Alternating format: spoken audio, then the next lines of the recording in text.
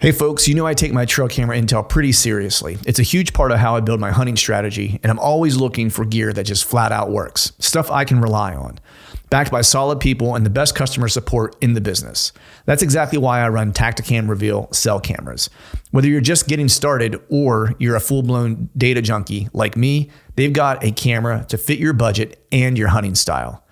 My go-to currently is the Reveal 3.0 series with fully integrated GPS. These things are dead simple to set up. Less fiddling, more scouting and hunting. And they run on most major service providers and will automatically connect you to the strongest signal in your area. So no more hiking to the top of a ridge just to realize you've got the wrong service provider. Been there, not fun. Here's the kicker. You don't even need an SD card. That means fewer trips in, less pressure on your spots, and more real-time intel sent straight to your phone.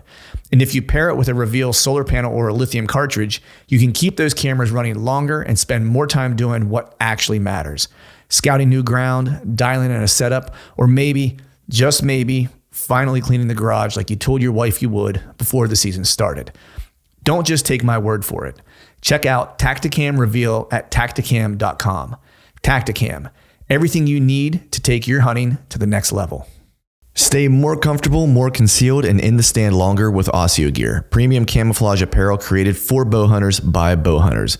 Oscio's revolutionary patented camo patterns and innovative features are designed to keep whitetail bow hunters totally invisible and dead quiet. Elevate your game with Oscio. Visit asiogear.com and take 20% off your purchase with code TRUTH20. If you're like me, e-scouting isn't just part of the process, it is the process. And nobody's doing it better than Spartan Forge. This is a veteran-owned company that built the only science-based scouting platform on real GPS collar data and artificial intelligence to predict deer movement.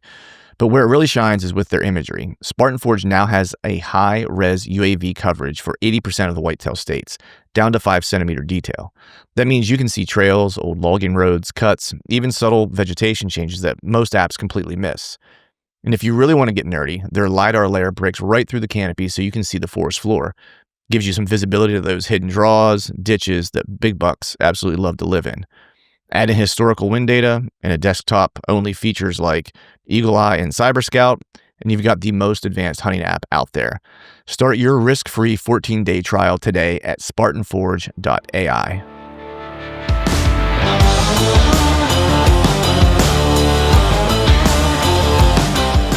Welcome to the Truth from Stand Deer Hunting Podcast, brought to you by Tacticam Reveal Cellular Cameras. I'm your host, Clint Campbell, and you're listening to episode number 475. And today, I'm joined by my buddy Jace Allen to talk unexpected encounters and the unpredictability of hunting. So stay tuned.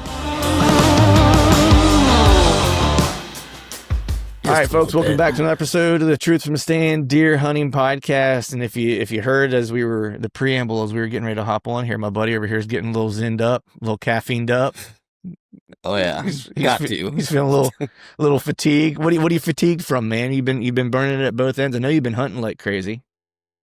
Yeah, I've been hunting like crazy, and well, after all the holidays are all said and done, I'm like, Jace, you got a little too fat, buddy. Now it's time to pay.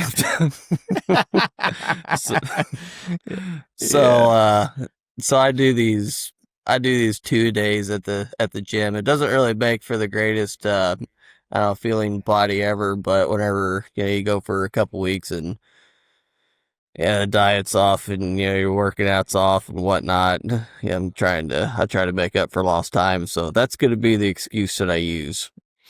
Yeah. Okay. Solid. I like it because I know the last time we talked, it's been a while since. I mean, we talked during the course of the season, text and stuff like that. But you hadn't been on the show in a little while, and I know the last time that you were on, you were talking about getting back into the gym, like pretty. And I saw through the year and stuff like that, like you had been working out.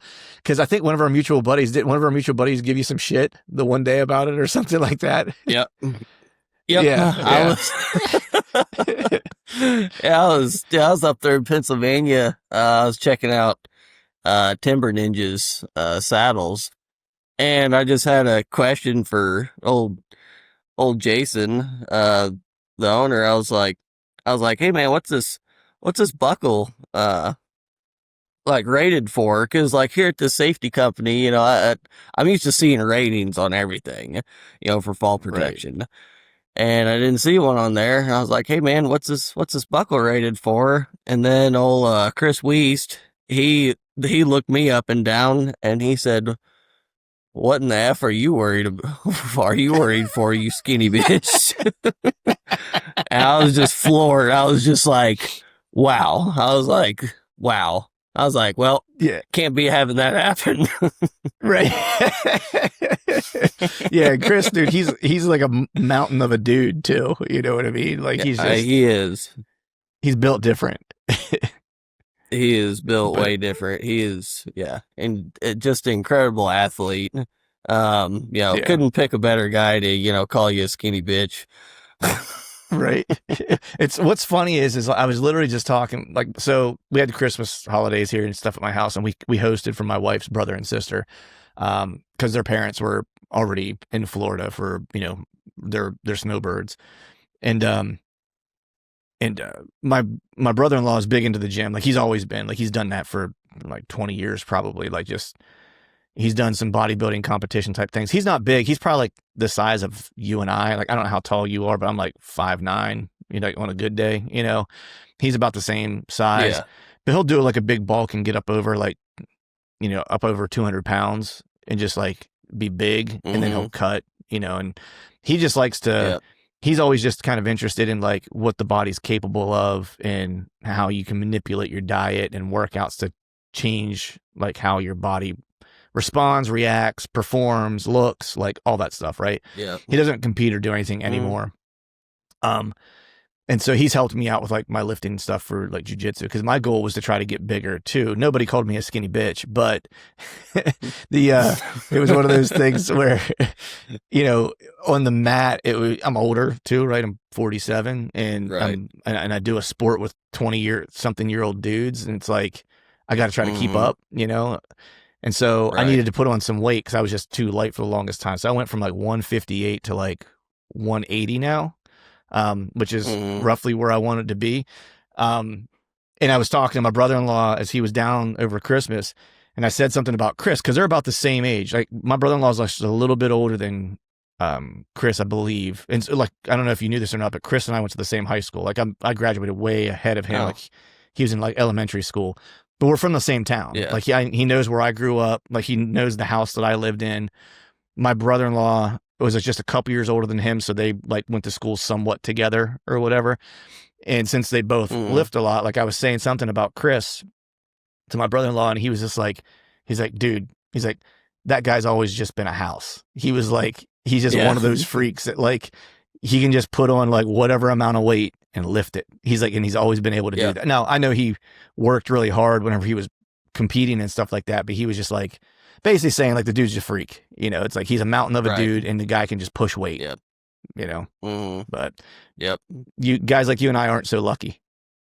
No, not so lucky. No, I'm like 5'11" and 3/4, not quite 6 foot. I don't know, somewhere around the 180 to 190 pound range is, fine for me. I don't know, we might get bigger, but I'm definitely 6'5", 250. I'm not that at all. Yeah. I gotta work to drag some of these deer. Right. It's a little bit of work for him. It's like, dude, that's a warm up. You know what I mean? Right. Yeah. That's for Chris. Yeah.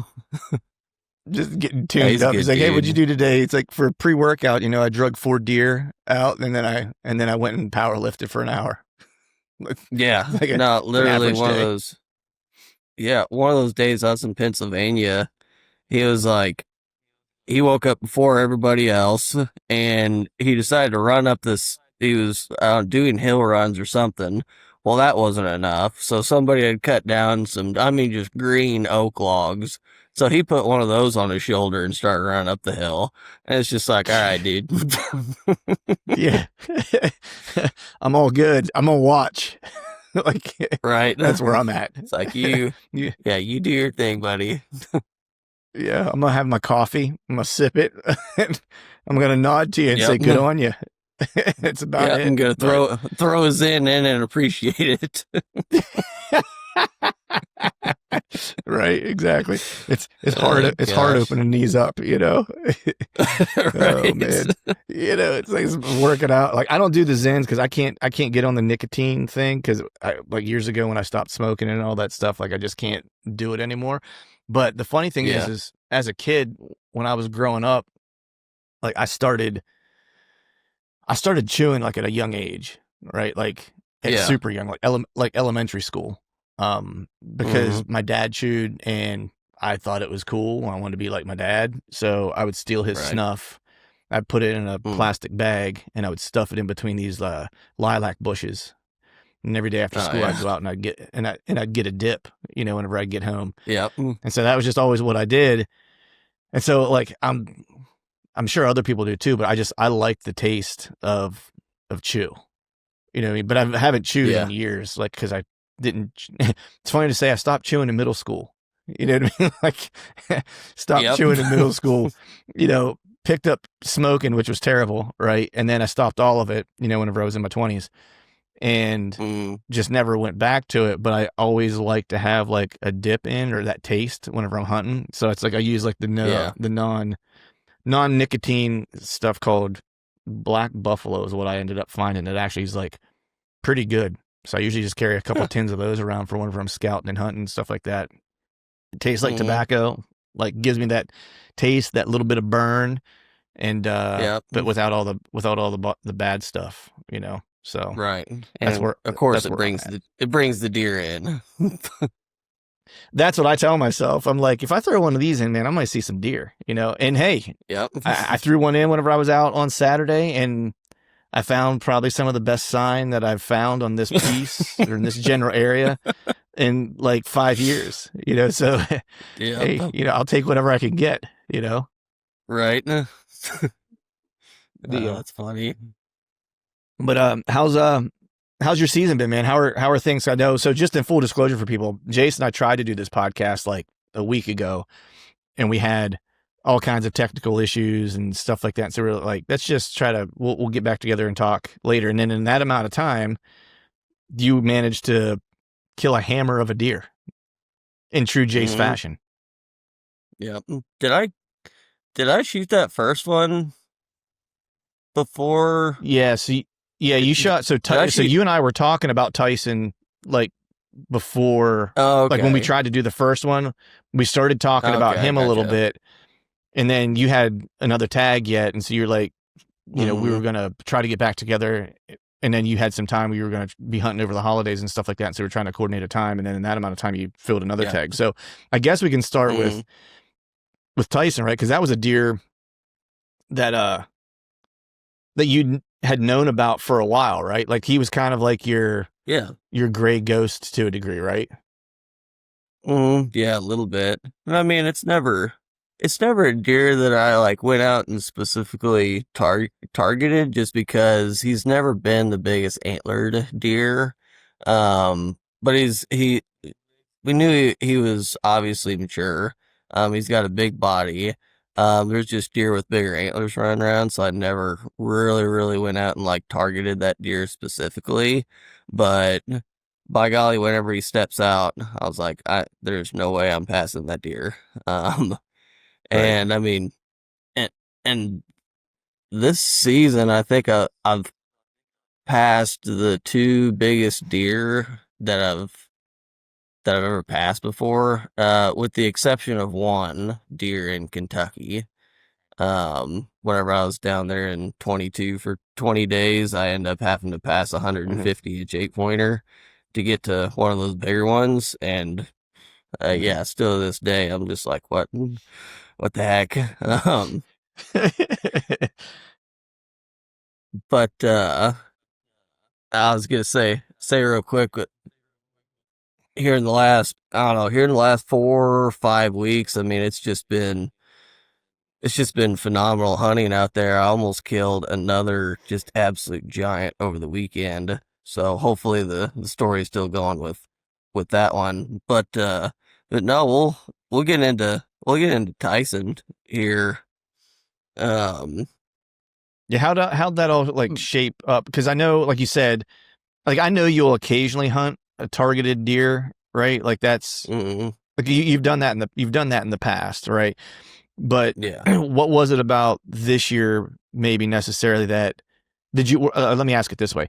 Were you targeting a specific deer this year, or were you going into this season that was kind of more like, I'm looking for a good deer and a good time, for lack of a better way to say it? yeah.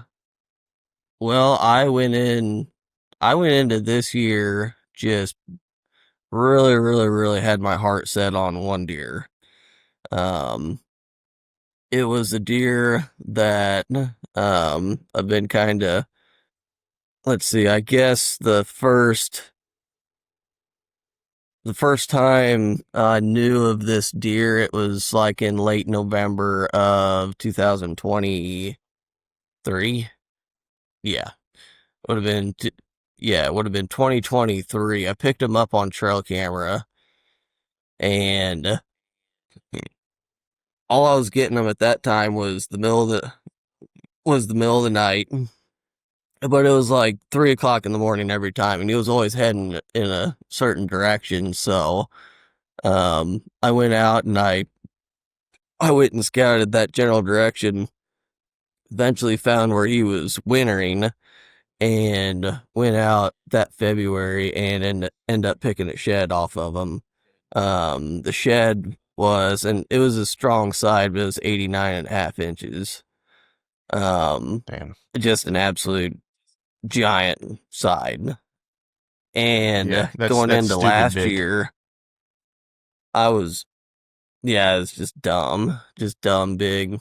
Ton of mass, good, long points, a bunch of extras.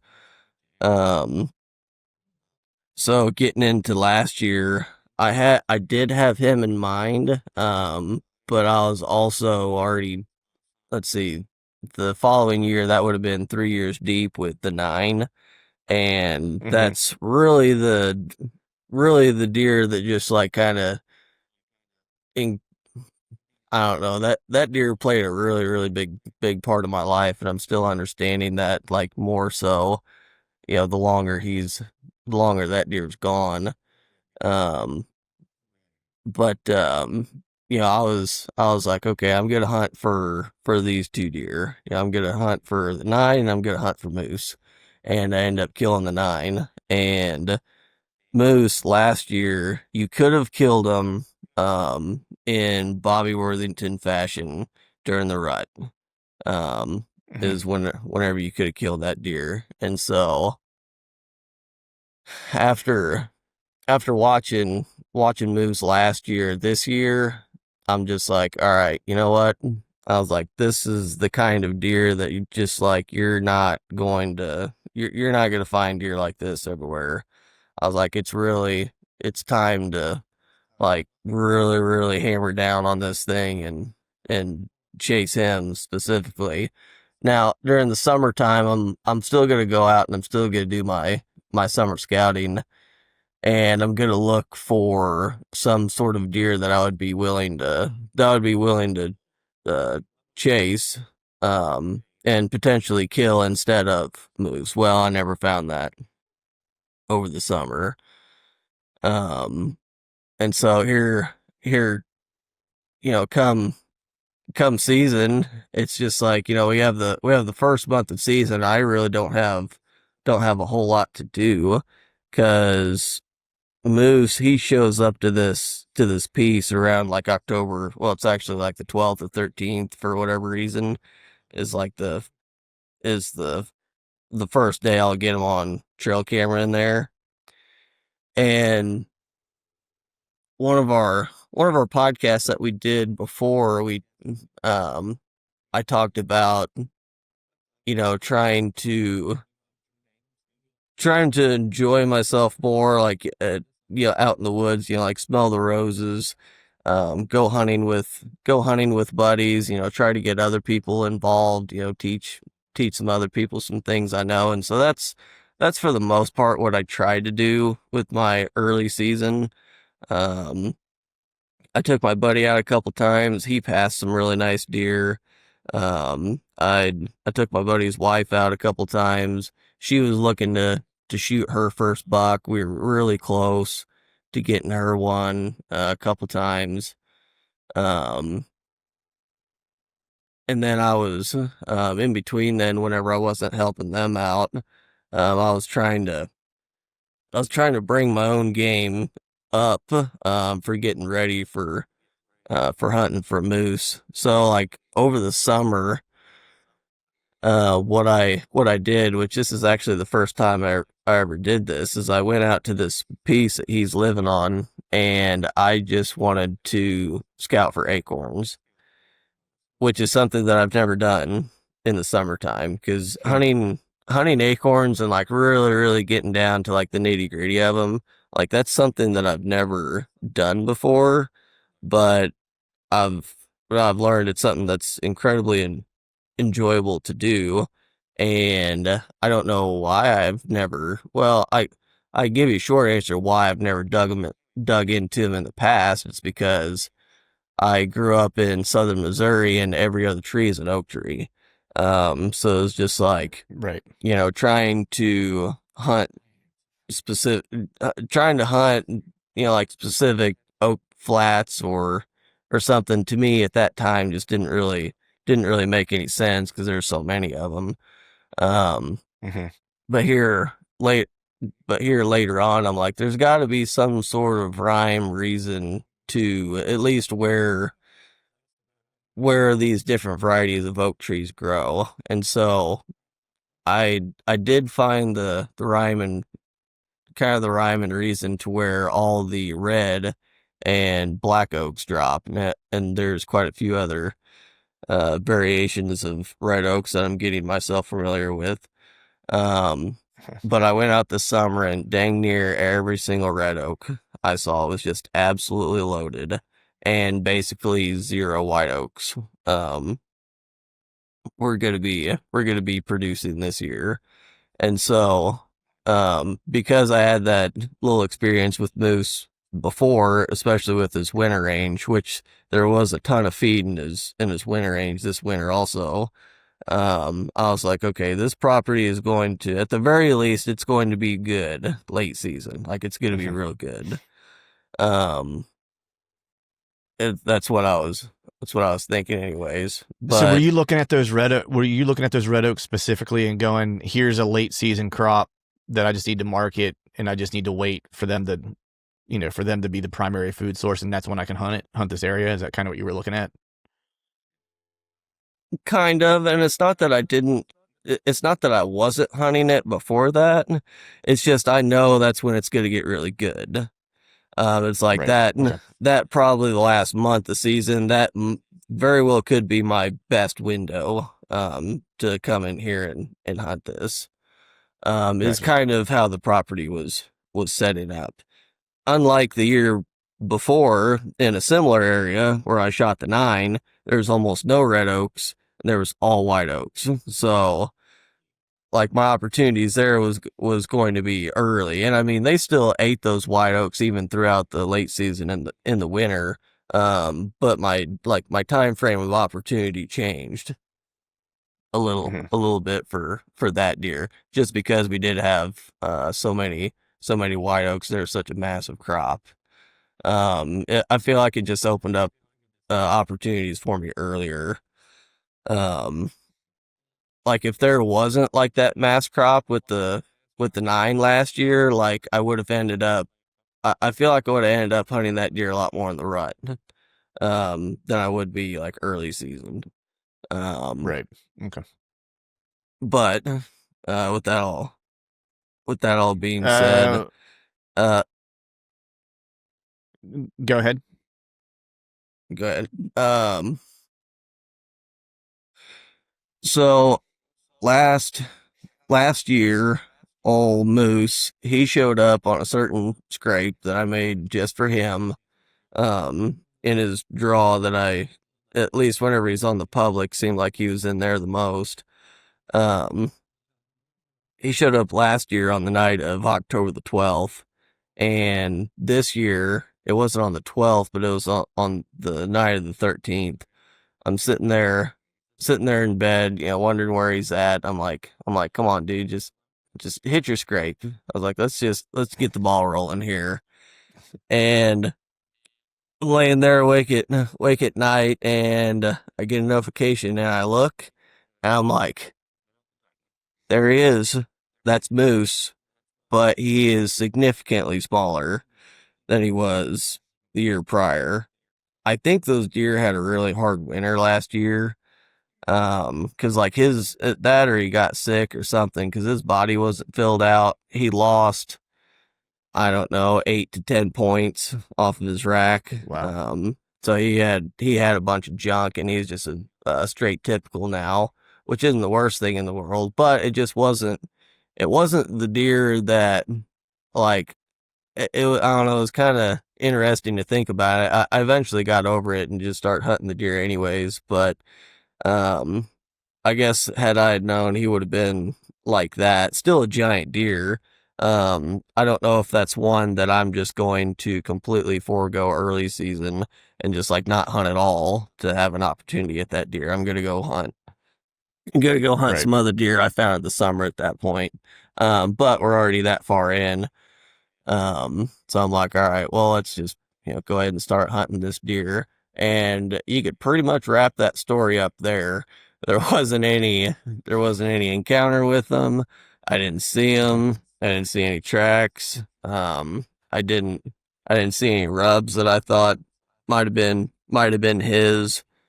Um, some of these deer, you're especially talking about deer that are, pretty much living on the border of public and private.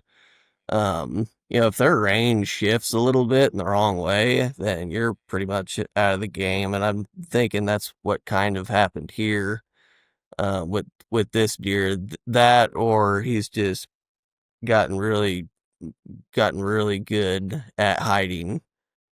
Um, 1 year to the next. Cause like last time I had him like 35, 40 times on trail cameras, just different occurrences. And this entire year I've had him twice. So it's just like, what do you want to believe there? I mean, while I'm out there hunting, it doesn't really seem like he's there. And then my trail camera's telling me he's not there. And it's just like, it's tough. But I mean, and the fact that you're not hunted, picking up any sign or anything like that, any tracks, right, any rubs, like it's pretty, like, either that or like something happened over on the private that has enticed him. Whether like they changed, like something food wise changed on that piece, or habitat changed on that piece for some reason or something like that you just don't know about. That might be what's drawing him. But yeah, very, very well could be. Yeah, there's a bunch of factors that I don't know, just because I don't have full access to his range. Which, I mean, if I'm doing this in the future, then I'm going to try my hardest to pick a deer where I have pretty much access to that deer's full range. Like I think that's the most ideal situation, is whenever you're hunting a homeboy deer, like one that just doesn't, like, the summer, winter, and rut roughly in the same area, and they don't really leave that, and that just so happens to be like in the heart of your public. That was the case with the 9, and that's why I was so confident going into that. It's just like, this deer's a homeboy. He lives here all year round. It doesn't really matter what I do. This deer, like, this is his home. He's not going anywhere. So it's just like, freaking, hit the gas with him. We're good. We have opportunities for pretty much every day that I'm able to hunt this. He's going to be in here somewhere. And that's a very, that's a high odds scenario. Hunting a deer that is a border deer that might daylight during the rut one time. And that's tough. Yeah, you're not giving yourself a lot of opportunities there. No, you're really not. I mean, even last year, if a guy was going to kill that deer, from what I know and from the trail cameras, there was one day that you could have at least been in there, like in the like I've been not really like super hardcore, like specifically trying to. I kind of set myself up for this, but like I was gonna try to Bobby Worthington that deer just because that seemed like that made the most sense for this deer. And you could have last year if you would have been there on November the 9th at 2 o'clock in the afternoon. You would have been right there, and he would have been there, and you would have had a good time with it. But it didn't seem like that was the case this year. But Right. I mean, that's pretty much. I was gonna say, once that deer kind of disappeared, or once you realized he was not spending time or enough time, visibly in an area that you could hunt him, when did you, how did you kind of make the shift or the transition to, whatever the next group of deer was going to be? Well, so I waited until here, like the third week in December, to make any decisions because I was like, okay, if anything, like maybe this deer returns back to his 2023 wintering area. There's, he wintered in there then. There's a ton of food in there, you know, now. And I was like, so let's just hold out for a while longer and see if he shows back up for late season. And we're getting close to Christmas, and it's just like, okay, this deer is not, he's just not in here. But my number two buck decided he was gonna winter in there, and so I'm like, all right. I was like, well, I think at this point, he's not in his wintering area. I think we're gonna pretty well call it good on the chase there. So here, I forget how many weeks ago it was, but I'm just like, I'm just gonna go out and I'm just gonna pound dirt, and I'm gonna do a big scout. And I'm just like, I'm just gonna bring my boots and my binos because I'm gonna be walking a long ways today. And I take off, and I'm in that general wintering area, and I'm looking at all the sign in there. I'm like, yeah, there's, sure enough, there's plenty of food here. There's plenty of feed sign. There's plenty of deer. And I was like, okay, it's like at some point I just need to come in here and hunt this. And there's this trail that like kind of goes out this big long point that's basically a bluff on both sides. And I was like, I'm just gonna take this and go and go up in these other ridges and see what I can find up in there. Um and so I'm on my way down there, and I'm just seeing this track like right in front of me, and I'm like, well, there's a deer that walked this morning. Um couldn't really see the track that well, but I could tell it was fresh.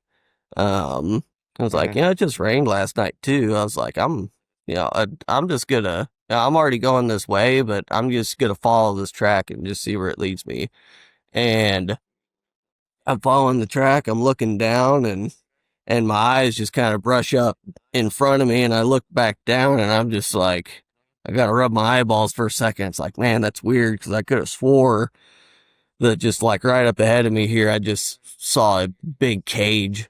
And I look back up, and sure enough, there's my number two laying 45 yards away from me. He's just bedded down, broadside, and I don't have my bow. And I'm just like, which is really cool. Because I've never had that happen to me in the woods, like me just walk up on like a really big deer that's still like bedded down. It's never happened to me before. Right. So I was just like, well, I guess I could just get to sit here and watch. And that deer laid there for I don't know how many minutes, but I was just like, I'm just gonna sit here and watch him through my binos. And the deer never did move, and I'm like, all right, well, and I was like, I'm gonna try to get some footage of this deer, and of course, as soon as I get my phone up to my binos, that's when he takes off. Right. then I was like, all right, well, if anything, I got a really good bump and dump situation coming up here. Which that didn't, I did try that out. It didn't turn out, well, I didn't turn up anything on that one later on. But anyways, so after that, I went across to these other ridges, and on one of these big red oak points that I'd scouted before, I went through there again, and that's where all the feed sign was. There's a ton of droppings. The leaves are all kicked up a little bit. There's just this big long string of red oaks that I guess were just, really high quality. And they just so happen to be like right in between two big bedding areas. And I was like, all right, here we go. I was like, this is what a guy should be hunting right now. This is hot. And so I leave, planning on coming back, a week later. And well, I guess it was that weekend. I go in there and I'm like, do I hunt this number 2 deer? I was like, or do I go up and set up on that ridge? I was like, this morning, I was like, I'm gonna go hunt this number 2 deer, and I don't end up seeing anything that morning. And I'm just like, I'm thinking, I was like, I just have to get up on that ridge, because like literally, literally, I just saw this in Illinois, which was my dad.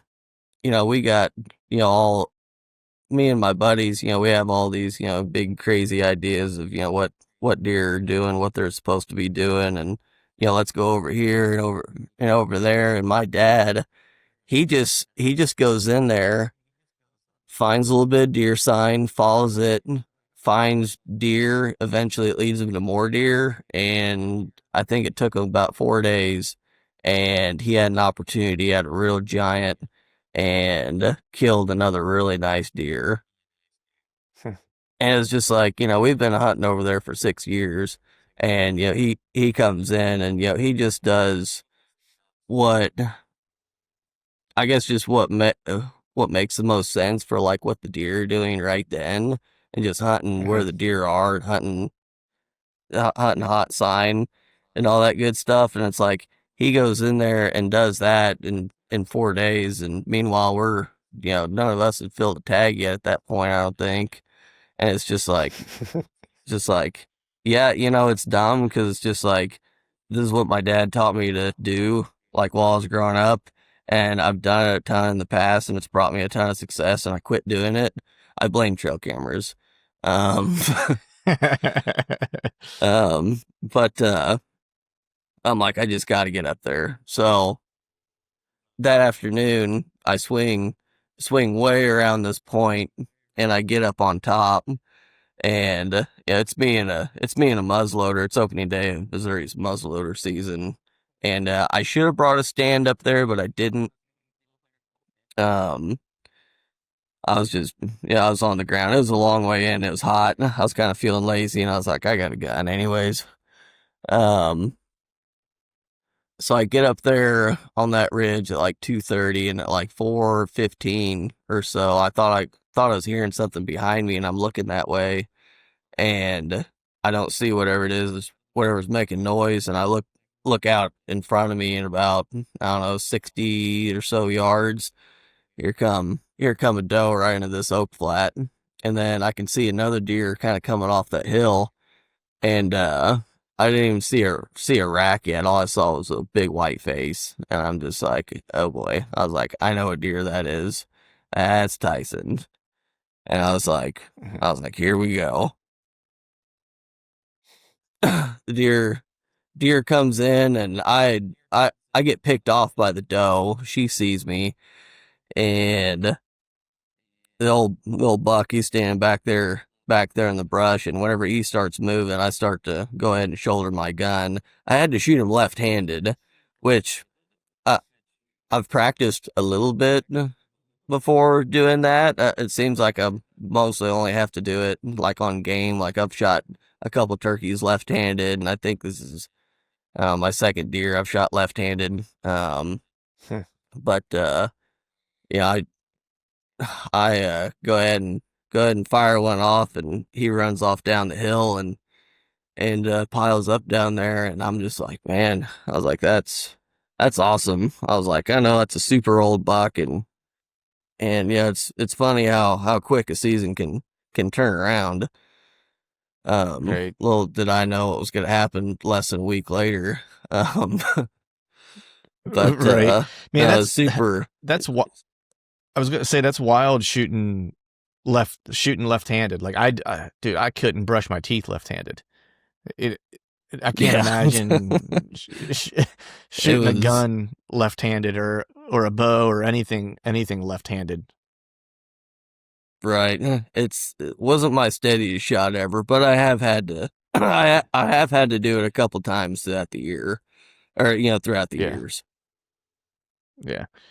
So Tyson's down now, right? And this is a deer that you had some history with, obviously. Like you knew the deer, and he was old. He was an old deer. You said, I think, what, 7 or 8 is what you were figuring. Yeah, 7 or 8. I mean, he could be older than that. He seemed like a little older deer than the one I killed in Illinois. But I mean, I've known Tyson since 2022, and he was old then.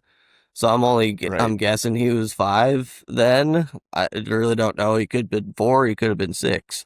Right. So I'm guessing he's somewhere in that range. I'm assuming, around the, plus minus 8.5 years old is what I'm guessing on that deer. Damn, that's wild, man. Like deer that make it that long, man, super cool. in the wild is just, especially on public, are just like special critters, because they fought a long, hard battle to make it that long. Yeah, they really, really do. I mean, there's so much gun pressure in there. It's just like, how does a deer even make it that long? In this kind of environment, but they do. Some of them. Yeah, I mean, they find a hidey hole somewhere, that. Mm-hmm.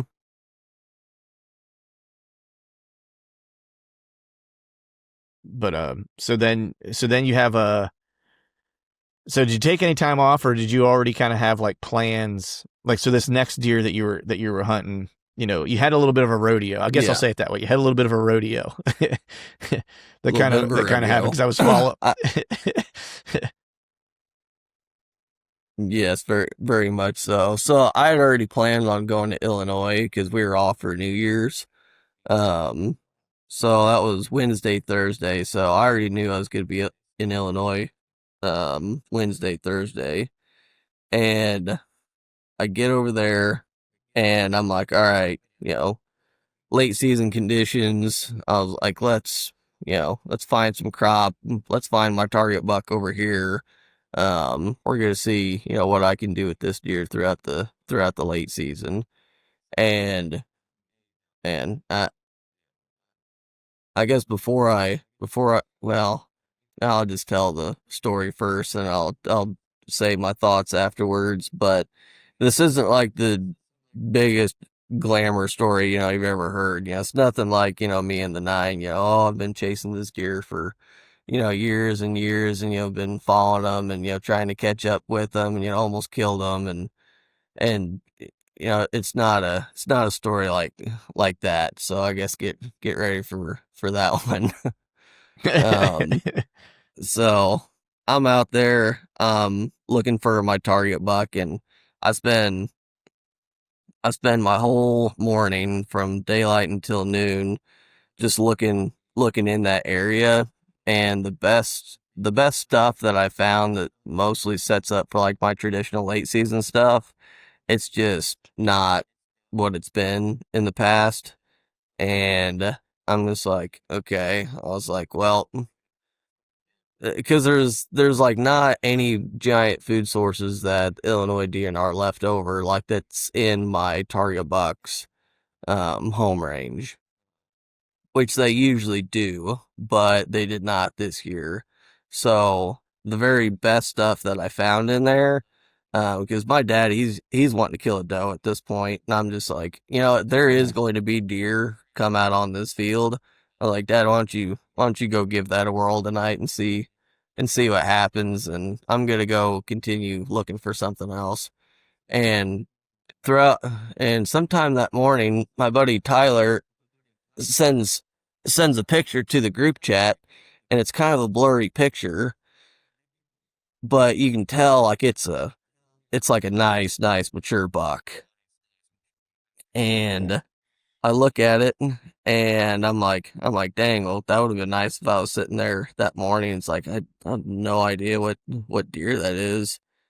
And I've been avoiding hunting this area just because there's some deer in there um, that my buddy Tyler really wants to go after next year. And the last thing that I want to do is go in there and kill one of the deer that he's looking forward to killing next year. So I'd pretty much just written all like my buddy's spots off. Like I really didn't want to go hunt them. Well, he gets that trail camera picture, and I'm like, hey, get an HD of that so we can see, what deer this is. And it's about 1:30, and I'm fixing on going into another spot because I really don't have anything good lined up for the afternoon. And Tyler gets that HD photo and he sends it, and we're just like, what the heck deer is that? And we're like, we don't know. We have no clue. It's like, it's too blurry. But, and the other thing I was thinking about is it was just a single picture of that buck, but he was like, kind of like in a rut stance, or like he was like his movement, like he was like kind of like a half trot. And I'm like, either that deer was just like getting out of there and just like leaving the country. It really, what it seems like is that there's a hot doe in there. I was like, and that's why that mature buck's in there. So he sends that HD, and we're like, well, it's not. There's one deer that my buddy's really looking forward towards. And I'm like, well, it's not that deer. Like, we can tell that much. And I was like, hey, let me know if you don't want this buck running around anymore. And he's like, oh, I thought you were going to go hunt it anyways. He's like, dude, get in there. And I'm just like, all right, sounds good. Right. And so I go and I hop in the spot, and it did not take, I got there a little later than I meant to. I was probably in there like right before 3:00, and it wasn't long at all. And here come a big fat doe. And I mean, this is just a long nosed doe. It looked like she just snorting is just like her second job. And I'm just like, oh gosh, here we go. And it's like, in this spot, if you blow out the first deer, you're done. You're cooked. I didn't know it, but hunting this spot in the wintertime with all the foliage off, the way these deer come off this ridge, at least some of them, literally the whole way down is just like a direct line of sight to my tree. So this doe, she stands on top of the hill, and she looks right at me, and she's just like, And I mean, she just stares at me and stares at me and stares at me all the way down this hill. And 3 other does come from behind her, and we have like a 15-minute stare off, and finally she comes down the hill, and I have these 4 does just like less than 30 yards, and I'm just like, I hope these does don't, blow this whole thing up. And eventually one does get a little whisper of my wind, and thankfully they run out, like they run behind me. Which all they did was they just moved like 30 yards. Didn't know most of the deer, or the other 3 does, didn't know what was going on, and eventually they just worked their way off. And I was like, all right. So I'm sitting there and I look up on top of that hill again, and I see a body up there, and I can just see antlers. And I'm like, And I'm like, all right, there we go. I was like, there's a, what seems like a pretty decent buck right there. And this buck does the same thing as that first doe. He comes down off that hill in that gap, and I mean, it's just burning a hole in me like the whole time. This deer probably takes a half an hour to get down to me. And I mean, this was a, I think it was like a 4-year-old deer. Nice 8-pointer, long brows, long beams, not super long on the 2s and 3s, but I was like, as this deer's coming down the hill, I'm like, you know what?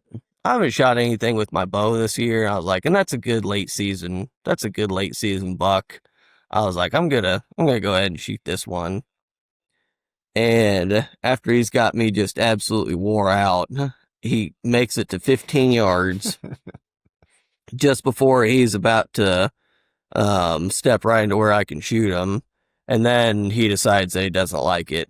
So he turns around and he does a circle out. And I'm like, okay, he's going to hit my lane over here at 25 yards. Right whenever he hits my lane, he starts to trot, almost run. And I make a big, mat at the deer to try to get him to stop. And the deer stops. And he's like in my last like little sliver. And I just throw, I just split my gap in between 20 and 30, and I get it somewhere near him, and I just hammer the trigger.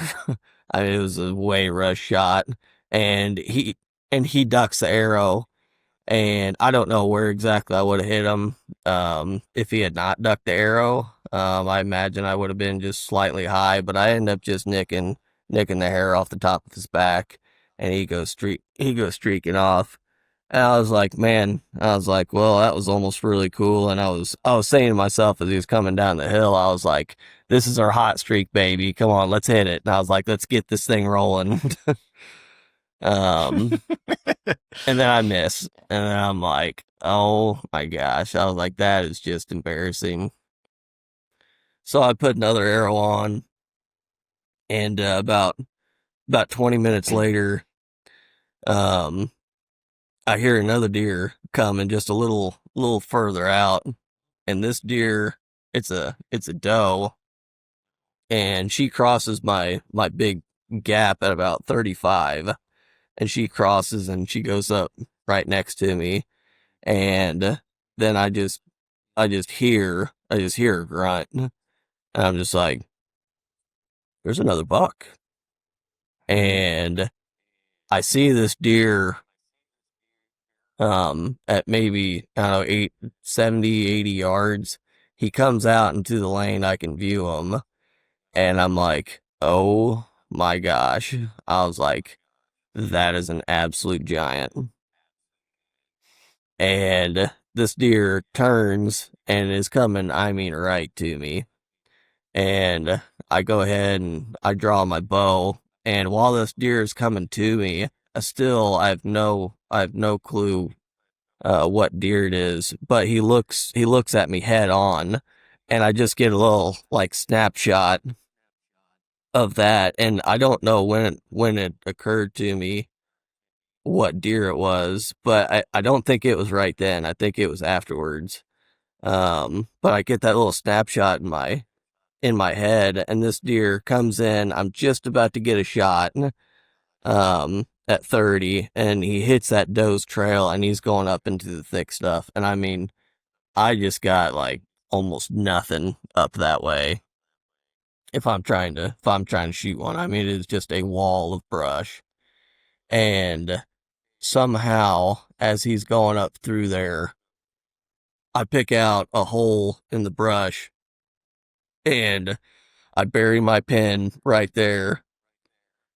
And as his shoulders like hitting it, then I can see like actually how much brush is there, and I'm like, oh, that's actually like a lot cleaner than like I thought it would be. Uh-huh.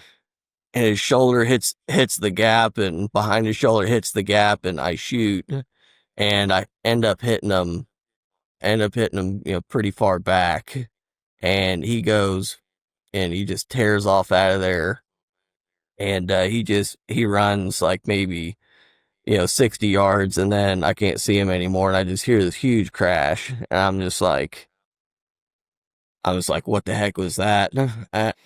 And I was just like, okay, I gotta get down out of this tree because I don't want this deer going that way. So I was like, because like if he goes that way, it's just gonna be an absolute mess, and there's a spot that I can sit for the rest of the night and just prevent him from going that way. And so immediately I just throw myself out of the tree and I go sprinting that way. And as I'm running that way, I'm calling my buddies, and I think that's whenever it occurred to me what deer that was. It was a deer that me and my buddies weren't even hunting anywhere close to there earlier in the season. And I called my one buddy, and he, I already texted him, I just missed one. So he assumed I was calling him about missing one. And he's like, what's up, dude? And I'm like, dude, I just shot a hammer. He's just like, what? He's like, I thought you missed. I was like, I did. And he's like, and then you shot one? I was like, yeah. He was like, what'd you shoot? I was just like, dude, I shot CH10. And he's just like, you've got to be joking me. I'm like, dude, I'm not, like, at all. And I'm not really sure what to do after that. So it got dark, and I'm like, you know what? I'm just gonna go look. I'm just gonna keep all my lights off, just creep down there and see if I can at least see my lighted knock. Cause like I'm gonna come back in the morning for this deer. I was like, I at least want to know where my arrow was. And I'm creeping down through there, and I see my lighted knock down in this really thick ravine, and I turn my light on real quick, just to look at the light, and I look right where I was standing. There's a fair bit of blood right there. I'm just like, okay. I was like, this blood actually looks better than I was expecting. I was like, but at that, I was like, lights off. I was like, I'm turning around. I'm getting the heck out of here. We'll come back in the morning and start right here. And so that's what we did. I mean, we come back the next morning. My buddies they drove in, to help me look for the deer, which I'm incredibly thankful to have friends like that that'll just drop what they're doing, come and help you. Get your deer out of the woods. And it was really, really cool because my dad was there. And we go like maybe walk around a little ditch where he jumped off into. I grabbed my arrow, and we follow blood, and it's just like, okay, well, he went off right in through here, and I make just a little down. I don't see any blood, and just this little ditch. I just hop up on the next side, and there he is, right there. Maybe I don't know. He probably went like 70, 80 yards in total. But yeah, I have my little freak out moment there, and then go down and get my hands on the deer, and that's when I right. That's when I kind of realized what kind of buck we're dealing with here. I mean, that's just it's not really supposed to happen like that. I've been lucky to shoot some really more big deer in my life than I honestly thought I ever would.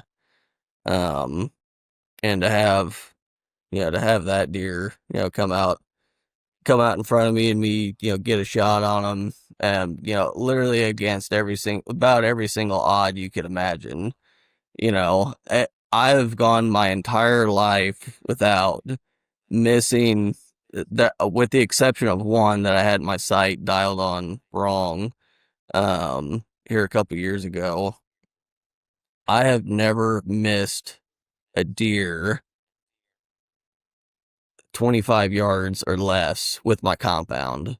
And that was the first one ever, the one that I missed right before that. And then that deer comes in and I get a shot on him instead. I don't know, it's just wild.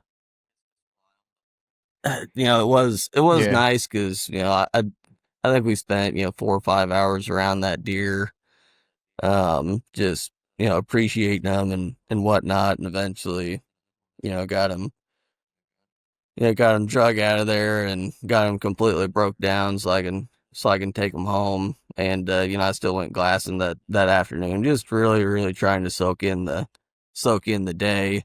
And here we are. Mm-hmm. It's already quite a few days later, and that time, it just goes by too quick. I wish I Yeah. could. I wish those moments could literally just last for like a week, because I could still be sitting there right next to the deer right now. Mm-hmm. If I had my choice in it. Yeah. But no, Yeah. It's that after the shot stuff, when you get your hands on it, it's everything just seems like, I don't know if you feel this way, but I feel like it seems like everything speeds up, right? Like yeah, you just, yep. there's not enough time, right? Like, cause I know for me, it's got to find the deer, if I have buddies, even better, like the one in the plains that I shot, or, in PA, it's like I was by myself, and I just try to sit and appreciate it. But even though it's like, even when I consciously try to slow it down, it still feels like I'm working at like warp speed, because I'm thinking about like getting the deer out, especially if I'm by myself, like what I got to do to make that happen. Yeah. Maybe it's warm out. I don't want any of the meat to spoil. So I want to be kind of quick about what I'm doing, or whatever, whatever the case is. Like, there's all those logistics. You're trying to like, make sure you're doing things right after you find the deer, to make sure the meat's good and all that kind of stuff. Right. And no matter how much I try to slow it down, I still feel like it just goes by like a blur, and I try to like, quick. And I try to remember it, and I try to like capture like almost like mental pictures of it, so I can go back to it whenever I want to kind of relive, and think about it again. Yeah. But it's never as good as it was the first time, I guess, is what I'd say. Yeah. It's not going to get better than that right there. And I mean, that is one thing that's nice about either shooting them in the morning or finding them in the morning, is you have all day long to spend with the deer. Yeah. If you're getting to the deer and it's midnight and you got buddies with you, you got work tomorrow, these guys, they got kids. Yeah. Then you have to speed things up. Because everybody's just losing sleep at that point. Yeah. So yeah, finding them in the morning, that's preferable. Or shooting them in the morning's even better than just watching them fall. Then you don't have to spend all night awake wondering what the heck's gonna happen the next morning. Right. That was the PA deer that I shot.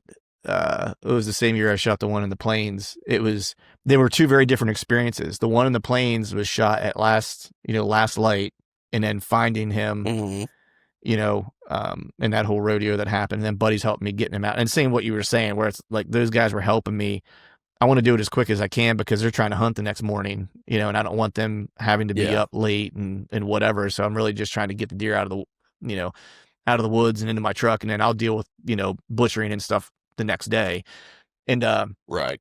And then the one in PA was, I shot like, it was maybe 20 minutes after first shooting light, and I heard him fall within 40 yards of me, so it was literally getting down out of the tree, had some breakfast, hang out with the deer a little bit, that was, I kayaked in to kill that one. And so getting back to the kayak, take some time, take a slow stroll back in the kayak and just enjoy the water ride with a buck in the kayak, got him home, strung him up. I cracked a beer, smoked a cigar in the garage, just enjoyed the whole day. You know what I mean? It was, it was good, and got him skinned out and stuff. And it was just like, at the end of the day, I mean, I was tired because I did it all myself, but it was a good tired. Right. And it was just one of those things where I was like, man, I got to spend the entire day like doing deer shit, You know what I mean? Like getting a deer, like killing one, getting in there in the morning, hunting him, killing him, appreciating him, dragging him out, kayak ride, smoke a cigar, drink a beer, right? Like I was like, this is the best day ever, Right. Yeah, you can't beat that. No. They rarely happen like that. They rarely happen where it more than often than not, it feels like a rush, unfortunately. Yeah. Yeah, unfortunately. Yeah. And that sucks. I wish I could, and I really don't like chopping up deer the same day. I'd rather get them hung up in the garage and hang out, for a day or two, just, appreciate the deer in its entirety. But, especially with how, warm it seems like things are getting now, you pretty much got to shoot one in the wintertime if you want to do that. Right. Yeah. And then, not kill it very far back in there, or else you're going to be cutting it up anyways. Yeah. No, but this deer, it's not my Illinois target buck. The deer that I'm targeting over there in Illinois, which this deer is bigger than him. I really wanted my other target buck to like check off a lot of these boxes that this deer did for me. It's kind of like what's that old saying or however it goes. Getting to the top is nothing. The way there is everything. I think that's like a rock climbing thing. But yeah, for me, checking off these boxes is not exactly how I imagined it going. I'd love to target a deer, for a couple years in a row and, really struggle and have to, grow and learn, that deer and, fail and, have to come back and, eventually end up victorious, which I'll tell you something right now. My Illinois target buck is not going to survive next year. Because I did get to learn about him enough this year to where as long as he's alive next year, he's not going to survive it. He's not going to survive next season. But no, the check boxes that this one did for me is I thought it would be really cool to shoot. Well, I guess I don't know if you could say Boone and Crockett's, but deer that are above 168.5. I've killed one in 3 states now on public, which is a pretty long time goal. That was pretty much my whole thing. Besides this other, for this other deer I was chasing, this is kind of what I was imagining. This is my 5th deer over 168. Which if anybody's into bass fishing, then you probably know what a mega bag is. A mega bag refers to whenever you got 5 big uns in the box. That's what that refers to. And so that'd make my my 5th one. It would complete my mega bag deer, and then be my third state on public that I've killed a deer of that caliber. And it's just like while I met those goals, it didn't happen the way that I really wanted it to. And I know I'm sitting here, it sounds like I'm complaining about shooting a giant deer. I don't know if I've ever been more thankful for a deer in my life, just like just having like a gift like that. But it feels different than whenever I like incredibly intentionally kill one of these things. It just has a different feel to it altogether. And my buddies are very sure to remind me of that too. They're like, oh, you just go out in the woods, sit wherever, Jace is probably gonna have a booner come by him. And, I'm just like, well, what about the other, 88 days that I've hunted this year? I haven't seen shit, but it's all in good fun. Right. Yeah. Yeah. That intentional piece is like, it does make them different. You know what I mean? And how we think about them, yeah. Cause even though my hunt didn't turn out the way I wanted it to this year in the plains, it was rewarding in the fact, and Chad and I talked about this, like, text and like in phone calls and stuff like this, after the fact or after the hunt, because, even though that deer lived, and I think I told you how that all kind of ended up with like losing access to the piece that I kind of got some knock on door permission and all that stuff. But the fulfilling part of that was man, I figured that deer out. I spent the better part of I would say, 2 weeks watching him and figuring out how he was moving and where he was going to be and when he was going to be there. And then just kind of kept tightening the noose, until I finally got, and we talked about this before, but it's, the longbow did me in, he was dead with a compound, but it was still fulfilling to know that like I saw that deer on the 26th of October and that was the deer that I wanted to try to kill. And I was within bow range of him 3 different times, by whatever it was, November 7th, 8th, 9th, it was just very intentional. And so even though I didn't fill a tag, it was still a very fulfilling hunt, right? Because it was what you were talking about was like the intention behind it. Yeah, you can't. Yeah, my greatest experiences in the woods are the incredibly intentional ones. Like I don't know which one's better for me, crabs in Kentucky where I spent 20 days living in a tent just hunting that deer, or the 9, hunting that deer down for 3 years, getting a crack at him, a couple years before, and then eventually catching up to them. I mean, both of those deer, just an absolute incredible amount of effort went into both of those deer. The 9, I spent more of my life hunting that deer than I did crabs, but the crabs hunt is just so short and so intense. That they feel about the same to me, and those are the 2 deer that really make me the most proud. Well, that I think whenever you have those types of experiences too, taste for like those types of deer, they start to shape you, right? Like more than just filling the tag. They actually start to shape the type of hunter or the hunter you're becoming, right? As you move forward, where it's like those short ones.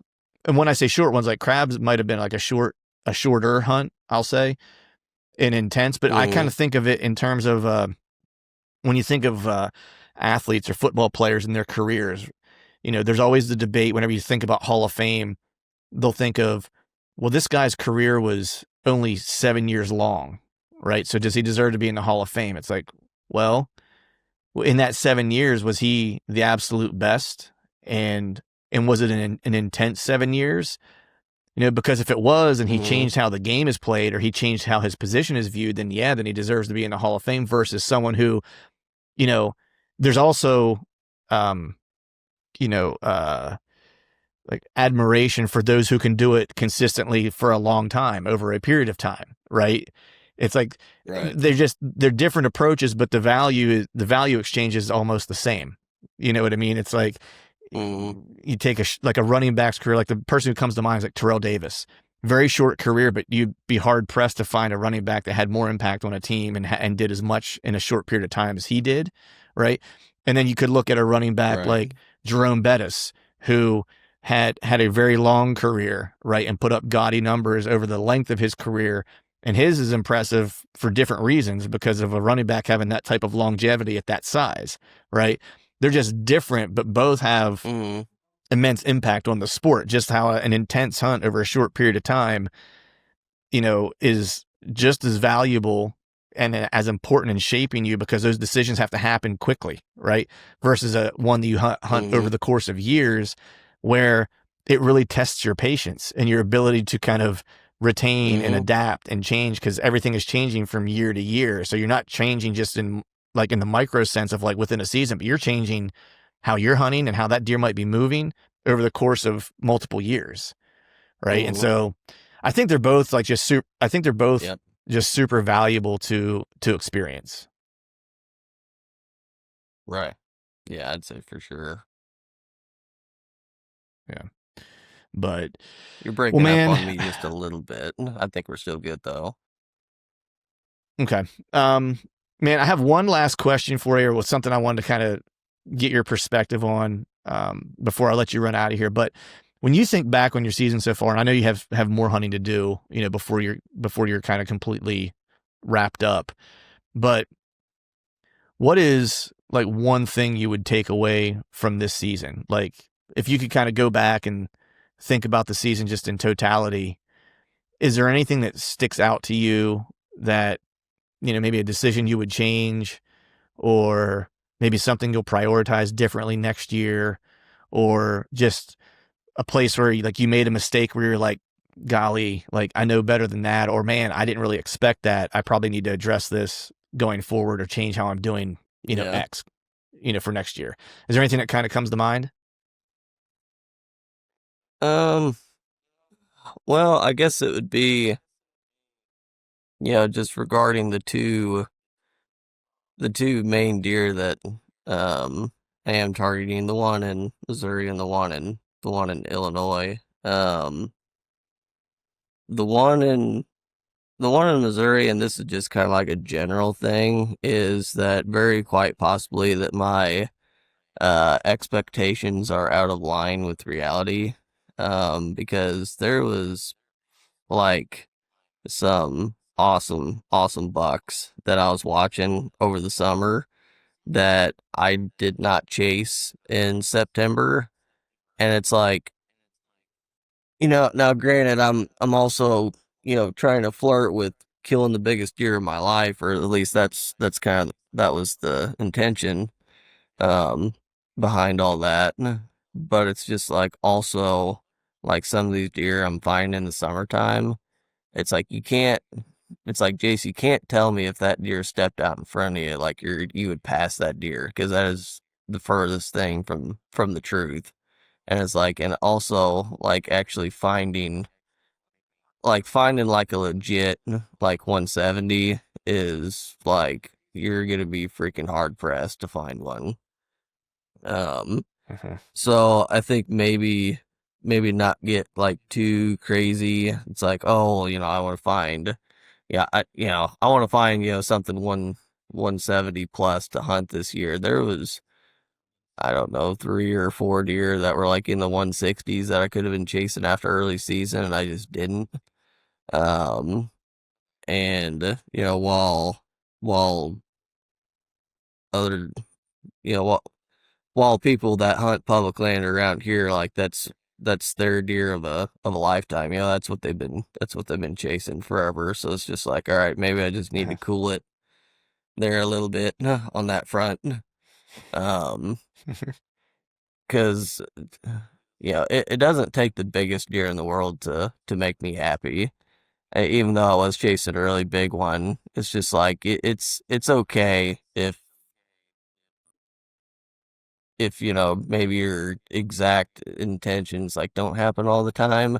And I say that just because my season with moose just absolutely sucked, and so that's what I could say afterwards. But if I would have killed them, then I would have looked like a genius. So it's just like, what do you do there? Right. But on the Illinois buck, I should have been studying that deer harder, as he's grown up, because I first noticed this deer as a 4-year-old, and as a 5-year-old, he was a lot better. He was getting to that like next level class of deer. But I was like, okay, I'm not gonna hunt this deer this year, because I want him to make it one more year. I was like, I want to see if he can just put on like that last little bit of antler that's just like going to get him to that, to that 170-inch mark potentially, which he was a little short of it this year, but I didn't put the amount of work in that I should have for that deer, because I was waiting for him to, hopefully make it another year and make it to that 6 years old. I should have been doing a lot more learning of that deer last year is what I really, really should have been doing. That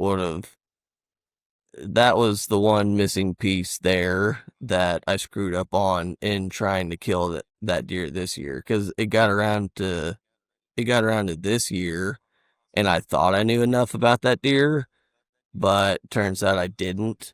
But now I know enough. If I would have been because now I'm like actively trying to kill the deer, and so I'm learning a lot about them. If I would have been doing that last year, I would have had a really good shot this year. But right, it just didn't. I didn't do that on that deer. But that's why I say next year, as soon as I buy my Illinois tag next year, just there in Walmart, I'm just gonna go ahead and notch my tag because he's gonna be on my wall. But I love it, dude. I love it. Yeah.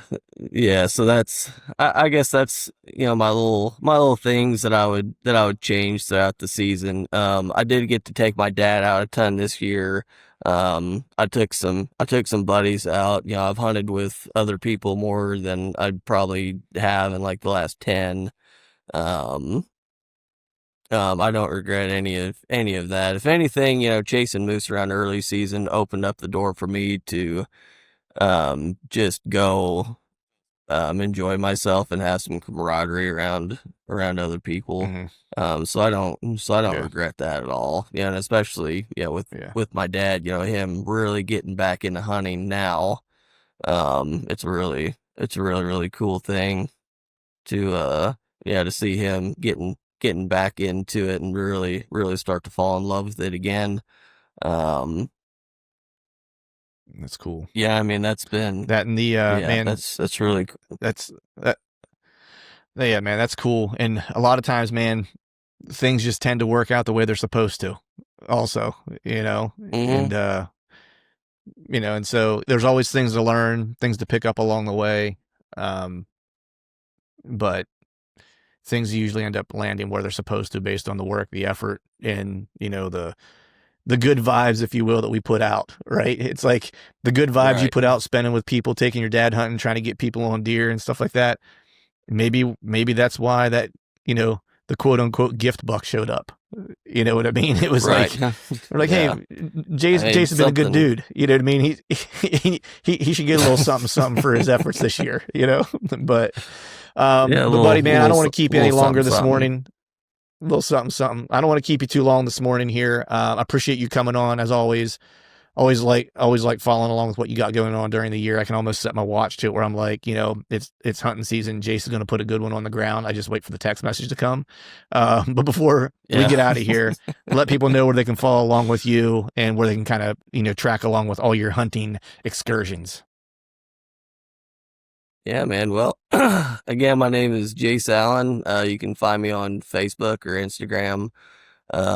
If you type my name into YouTube, then there's a whole bunch of videos that come up, ones I've done with Clint and other podcasts, and then my Whitetail Addictions episode on there. And if you want to type in my Instagram, my lovely Instagram handle, and into Instagram, it's Nature of the Beast. So that's where you can find me. Awesome, brother. I appreciate you, man. Good luck with the rest of your season. And I hope to see you here in face-to-face here one of these days soon. Get to spend some time together. Yes, sir. Awesome. Let's do it. All right, folks, that is a wrap for today's show. I'd like to thank all of you for listening. And if you haven't yet, please head over to iTunes and leave us a 5-star rating. And be sure to subscribe to the podcast. And hell, while you're at it, head over to YouTube and give us a sub there too. I'd be super appreciative if you do those couple things for me. And before I shut this thing down, I need to give a big shout out to our partners who continue to help us make this podcast possible. Tacticam, Osseo Gear, Hawk Optics, Face Off E-Bikes, and Lathrop & Sons Boot Company. And until next time, we'll see y'all.